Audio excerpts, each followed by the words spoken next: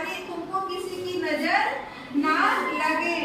जाड़े की तो बात ठीक है, माँ कह रही है कि जाड़ा तो ठीक बा, लेकिन पर मैं तो डरती हूँ, लेकिन मुझे एक बात का डर है, एक नाप में कभी नहीं तुझको देखा करती हूँ।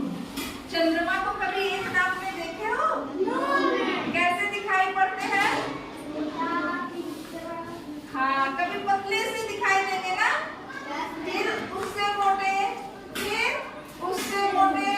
देखो पहले ऐसे इतना पतला दिखाई देंगे, फिर ऐसे हो जाएंगे, फिर और कभी पूरा दिखाई देते हैं, और कभी कभी तो ऐसा होता है कि बिल्कुल भी दिखाई नहीं देते हैं ना।